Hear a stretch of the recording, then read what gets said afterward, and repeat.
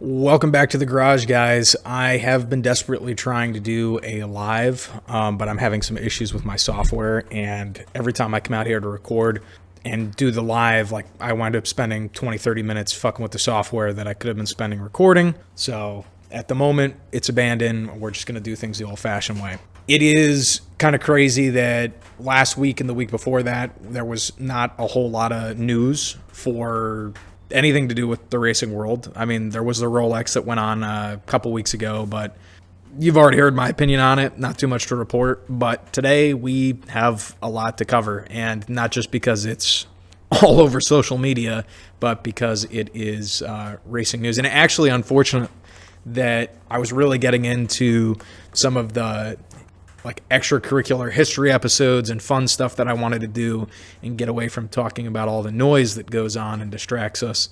But unfortunately, now we got to talk about some of this stuff. We had some funny stuff. We're going to talk about the Kangaroo incident at Bathurst. We're going to talk about the Daytona 500. And yes, everybody's seen the clip. If you haven't seen the clip, go watch the clip. We're going to talk about Michael Jordan. We're also going to talk about the lawsuit because this whole thing is very weird. Play the intro.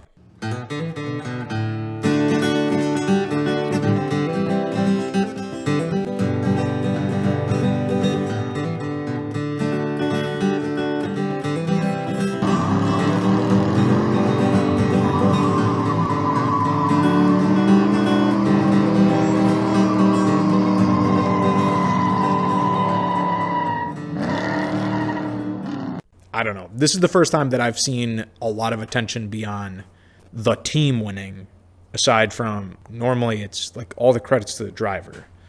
Maybe I haven't been paying attention enough to NASCAR in recent years and there's been a shift, but normally all credit is to the driver. So I don't know what's going on there with that. And I think it has to do with Michael Jordan, his team 2311 or 23XI as it's typed. Those are Roman numerals, kids. 2311 is co-owned with Joe Gibbs Racing driver Denny Hamlin. And a couple years back, let me pull it up real quick. Yeah, so approximately 2 years ago, so 2024, Michael Jordan and his team sued NASCAR, alleging illegal monopolistic practices, specifically challenging the charter system as anti-competitive and unfair to team owners. Jordan aimed to force a more equitable, team-friendly revenue-sharing structure before settling in December 2025 with structural changes. So you have to understand the charter system as I understand it, and correct me if I'm wrong, somebody out there. Essentially, it sounds like an investment strategy. Hey, you buy a charter, you get to share this much of the profits, no matter whether or not you win, lose. Sounds like investing to me. Doesn't sound monopolistic. Sounds like investing. If your team is paying into the system, I think you should benefit overall from the success of the franchise. This isn't communism. We don't share the wealth with everybody who participates. We share the wealth with everybody who is invested.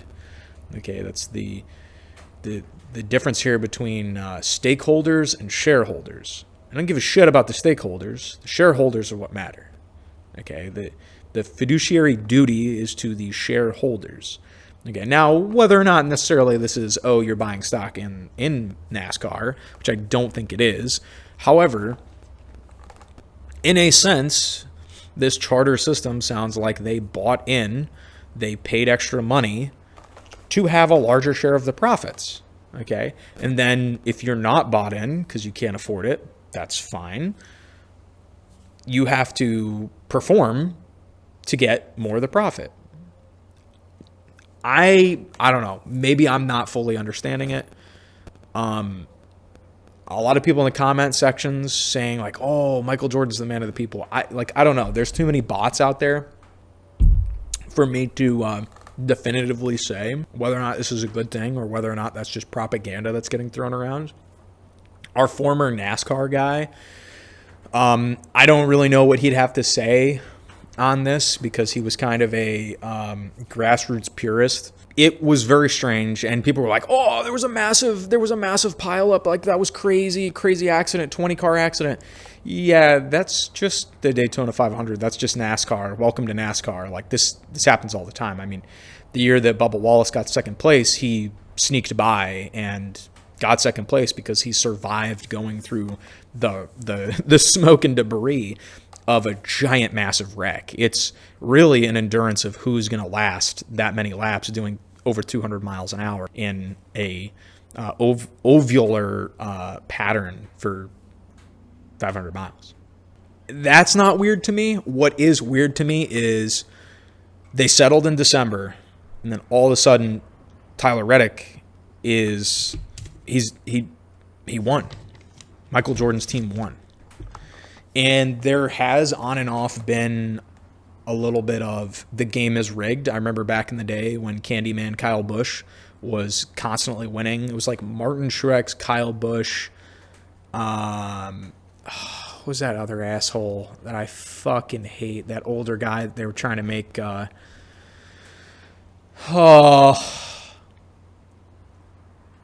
He had Busch Light was a sponsor, which was funny to me because I was like, why don't you just sponsor Kyle Busch? It was like the same three drivers winning every single fucking week. It was crazy to me. I went and I saw a race. It was my first real NASCAR race, the Coke 600 or something like that, up in Coke 0600 or something like that, up in Charlotte. It was a long time ago. Don't slay me in the comments.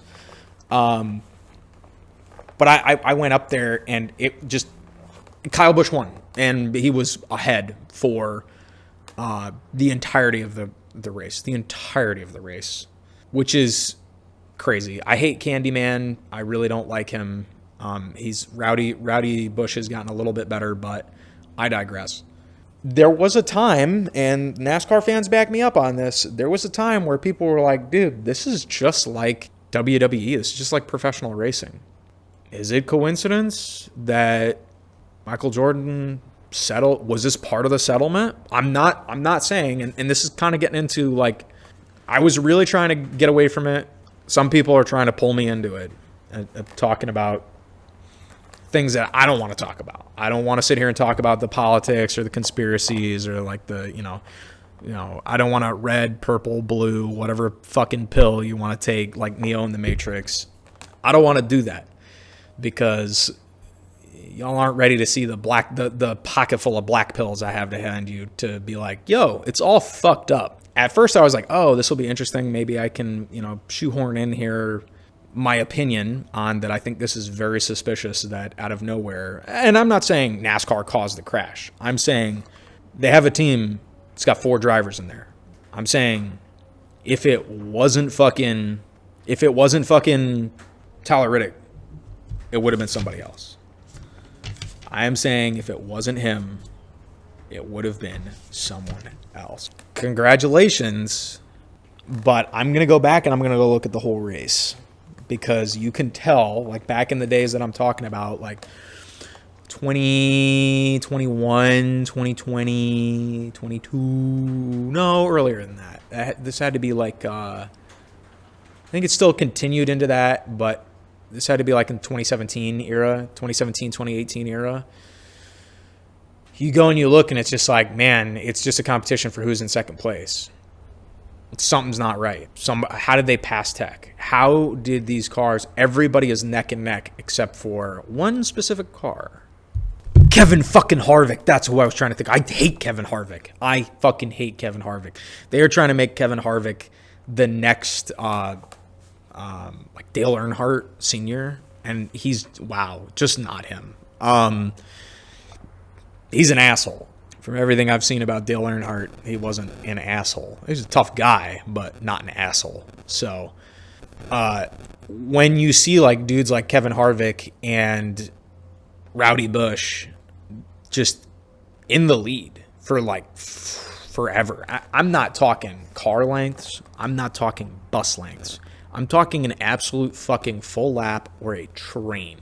ahead of the rest of the pack to the point where you can hear their car's not screaming as they come by. And then you hear the rest of the pack and they are at fucking red screaming by trying to catch up to this guy. And it's like, how the fuck did that car pass tech? Something's not right. And then afterwards you find out, oh, well, Rowdy won, but we found something and his car didn't really, they cheated. It's like, well, you can't take the trophy away from him. Sorry. So, somebody check that car. Somebody check all of their cars. And I'm not being a defending NASCAR. Like, I understand a lot of the grievances that the fans have with NASCAR. I understand that, like, one of the biggest things that NASCAR fans, some people liked it. You're okay. Your mainstream NASCAR fans did not like the stages. Your outsiders, who NASCAR was trying to attract, people kind of like me initially, the stages. People from the outside, it made it more interesting, okay? Like, I don't think do that for every race, but I think it's kind of cool for some of them, okay? Especially, like, I think that would be cooler for 24-hour races. I think you would attract a lot more people if you had, like, stage winners to give points to the overall season, and then have, an overall winner and then a, like, points winner. I don't see what incentivizing more competition and more push does or doesn't do. It attract more viewers, but it may attract more viewers. I'm not saying that definitively. I don't know. I'm not an expert. I'm just talking into a microphone like James Pumphrey did for 20 fucking years. Point being, Tyler Reddick wins.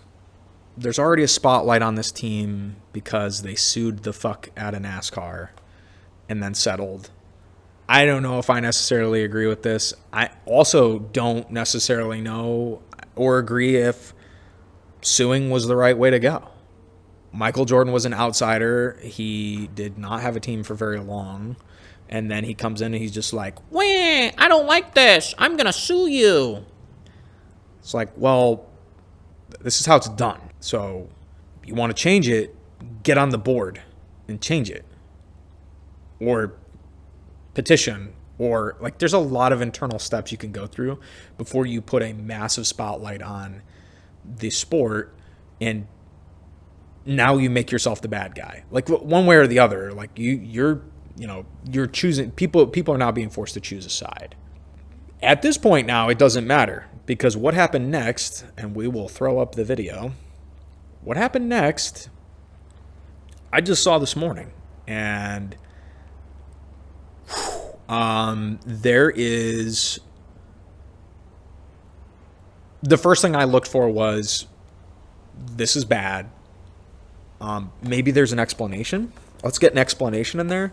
And I know what a former co-host would say, because he's very much he's always got NASCAR's side. He's always got the driver's side, no matter what. And he'll sit there and just go, oh, whatever. The Dylan Mulvaney fucking Bud Light thing comes out, and I'm like, dude, what a bunch of sellouts. Like, not even getting political, just being like, way to bandwagon. Oh, whatever. I don't care. Oh, okay, man. Like, whatever. I don't know how you explain this one away. This is kind of so I've thought about it, and the video is probably playing 1,000 times. So what you can see if you're listening on audio and you're driving, please don't, or you're at work, don't look at the video while your boss is behind you. What you're seeing in the video is a clip from the live stream of them winning. You see a young child. That is Bo Reddick, as identified as Bo Reddick. That's Tyler Reddick's son. And I've looked and I've found other videos of, like, Michael Jordan carrying Bo. Bo is very much an integral part of his dad's, like, racing team. Okay, he's there. Like, everybody loves a kid, right? I remember being a young kid around like my dad's work, and number one, I don't remember anybody doing this. And by this, I mean touch me in this manner or any manner.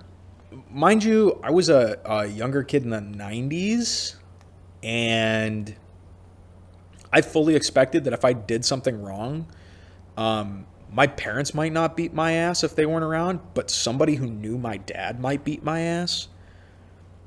And that doesn't look like this either. There's nothing else you can describe. You're watching the video right now because the boss left or you pulled over to watch it on the side of the road. I'll describe it to you. It looks like Michael Jordan reached out with a creepy smile and grabbed poor Bo Reddick's ass. Like, fondled his ass. And I don't want to jump on the bandwagon and say, I don't want it to look like we're jumping on the bandwagon. I'm not doing that. I am trying to rule out, and then I'm going to give you my opinion, okay? Because initially looking at it, I go, wow, I guess he is in the Epstein files.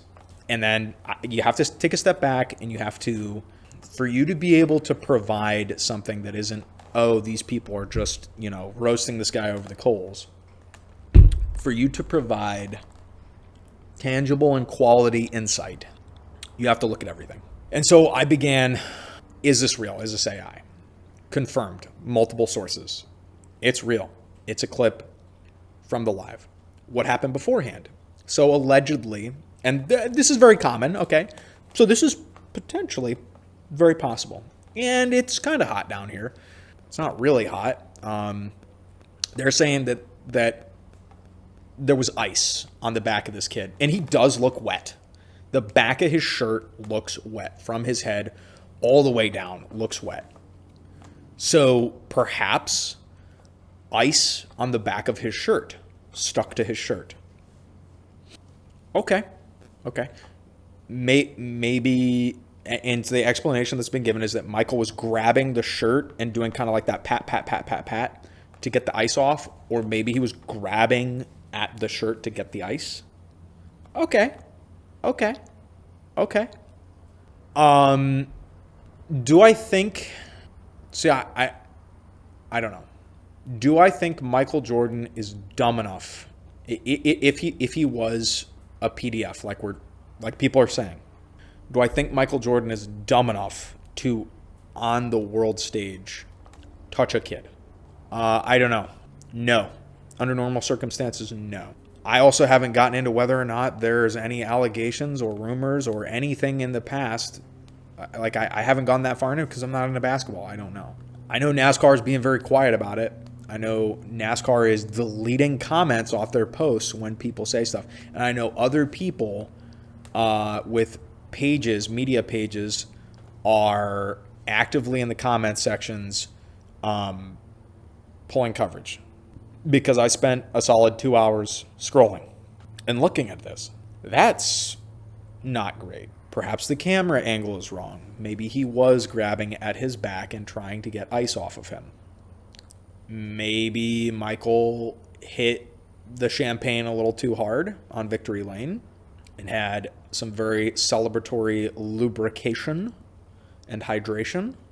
And perhaps he was moved by the moment, and maybe he was getting ice. Maybe he was reaching out to a kid that's like a nephew to him, okay, because it seems that the owner of the team is very, by all accounts, he's very involved with his drivers, okay. He seems like he seems very close to his employees, okay. That's what it essentially goes down to, right? Let me tell you.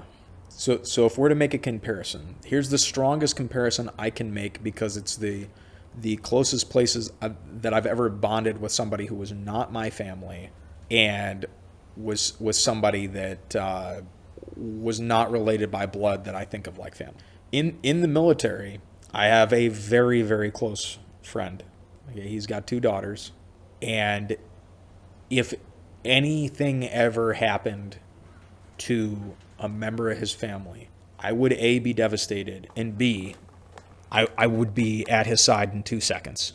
That being like somebody hurt one of his daughters, I have a shovel and a car. Where are we going? You need money for hospital bills? Tell me the price. You know, like that's my boy. That's my brother right there. Okay. Maybe he is very close with Tyler Reddick. Maybe he's very close with that family. I don't know what the dynamic is. And I want to make clear, I'm not defending this because I'm going to give you my opinion on it next. At the same time as I would open my pocketbook, open my checkbook, fill a trunk with a shovel and whatever needed, you know, a shovel and a tarp to get rid of the bodies, hypothetically, metaphorically speaking, okay, for my brother, I would never put myself in a position where he'd have to come to me and go, did you touch my kid? With everything going on right now, why in the fuck did you, Michael Jordan, think that it was appropriate to put your hand anywhere near that kid? There is no justification hammered off your ass that you reach out and touch that kid, A, period, B, where you did. The child looked uncomfortable. The child visibly shivered from it and turned around and then turned away. Turned around to look like he was looking for help and then turned away. Next, that's your employee. You pay Tyler's paycheck. You've now put him in a position where the power dynamic over you, this is out now. What is Tyler going to do? Is he going to come out and support? Is he going to come out? He can't come out and say, this isn't right. Yeah, I saw the footage. I spoke to my son. And why would we believe him? We've seen the footage. It doesn't look bad. This is bad. This is bad. This is bad this is a bad look for the team. This is a bad look for NASCAR. But this is bad. Michael Jordan, what the fuck were you thinking?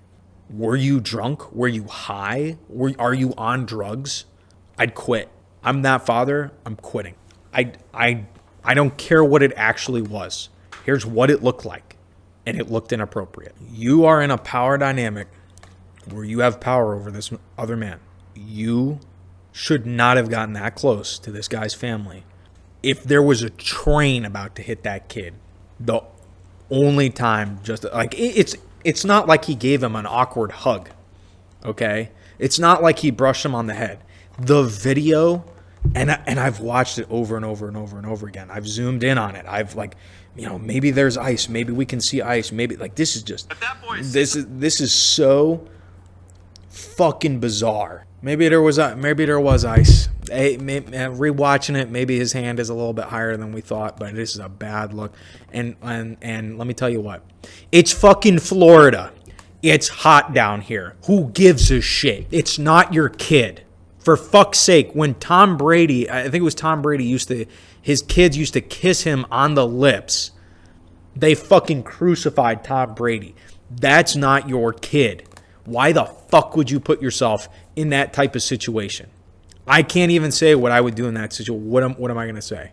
There had to be a spider. Like the only thing I was like, if I put myself in those shoes, okay, and the first person I can think of is it's my old detachment sergeant, because he's got kids and he is very close to me. Okay, that's where I'm trying to put my shoes into. This is a person that you're very close with. You think of like those, you protect those kids as if like that's your niece and nephew, right? My buddy comes to me and goes, my daughter says that you like, there's video footage. I didn't even need to hear it. What the fuck was this? The only answer I could give is like, there was a fucking snake in your daughter's shirt and I was trying to get it. Ice? Brother, that ain't it. That's not it. That's not it. That was stupid. There's no explanation. And actually what was even dumber was, and stranger to this was, I was searching why, what was the explanation? And there was no explanation. And then I checked in, this was over the course of 2 hours. And then all of a sudden AI came up with a potential explanation over the controversy. And I went, that's weird. And that is weird. So you got this controversy that's already going on. Yeah, all this Epstein shit going on too. And Michael Jordan, you decide to make what is arguably the dumbest mistake of your career. All right, I can't even say it's a mistake. A mistake is you hitting a kangaroo during the Bathurst, 12 hours of Bathurst, doing 155 miles an hour because you didn't see it and it was dark and get fucked. That's a mistake. You touching somebody else's kid? I ain't been a father for very long, but in the short amount of time that I have been a father, I'll tell you what, I'm going to be real uncomfortable. If that was my wife, I'd be uncomfortable, especially if that was my kid. I'd be uncomfortable. That's not big man talk. Anybody out there that wants to defend it because you love Michael Jordan, you need to ask yourself, if that was your kid, if that was your wife, if that was your loved one, if you're a woman, I think the majority of women out there are going, that's not passing the sniff test. Something's not right. That's a kid. That's a fucking kid. But to raise and talk on a lighter note, let's discuss what I was just talking about. So, a couple days ago, there was the 12 hours of Bathurst. If you don't know, we actually talked about Bathurst. I think there's actually a 24-hour Bathurst race, but that one, it was, to my understanding, was kind of like Le Mans, where it's just countryside driving, and it's through like rough. It's not actual, and this might have been the same thing. Maybe it was the 12 hours of Bathurst. We talked about it back in season 1. Go back to season 1. I couldn't tell you what episode. It was with a former co-host that we had that we fired because he had a hydration issue. No, I'm just kidding. We fired him for other reasons.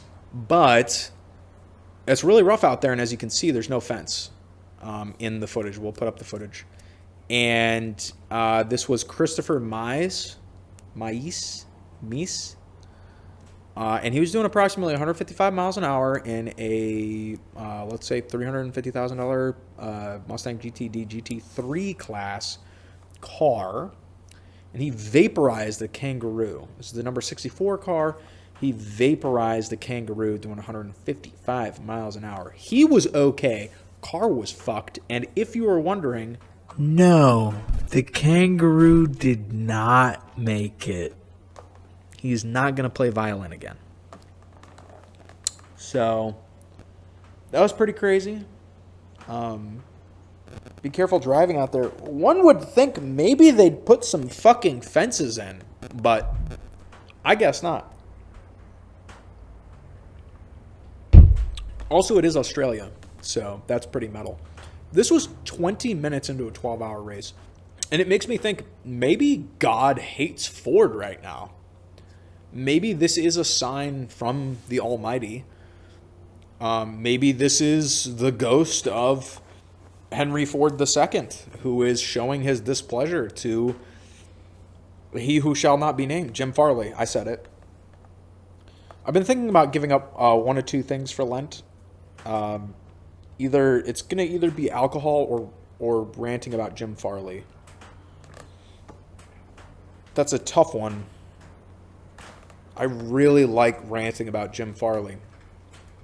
But maybe this is a sign of God's displeasure with Jim Farley. That's it. This is a little shorter episode to voice some emergency stuff. So just to recap, I'm not saying it's a conspiracy, but Michael Jordan sues him in 2024. They settle in 25. December of 2025. It's now February of 2026. And one out of his 4 cars wins. Weird. And then, of course, this unexcusable behavior. If Keanu Reeves can figure it out and take pictures with women, if Henry Cavill can take pictures with women and figure it out, you know what I'm talking about, the hover. If they can figure it out, Michael, you should be able to figure out not touching a kid that's not yours. It's not your kid. I don't. There had to be a scorpion on him for you to do that. There was a scorpion. I saw him crawl into his shirt, and I was trying to get the scorpion off of him. The child's life was in danger. Life, limb, eyesight. Don't touch other people's kids. Just don't do it. Don't do it, especially don't do it when the entire world is A, watching you, and B, because again, like I said, we don't know what the relationship was with them. Maybe they're really, really close and Michael's like family to the Reddicks. Maybe. If you guys are really close and the angle was wrong and it didn't look like that, maybe just don't do anything that's going to make the entire world that's already jacked up about the Epstein files and PDFs and powerful, famous people doing bad things to kids. Maybe don't put yourself in that situation where then people have to go, shit, he's in the Epstein files. No cap. GG. Or you could go with my other option, which is straight up, just don't touch kids that aren't yours. For any fucking reason. Weird. That's it. Play the outro.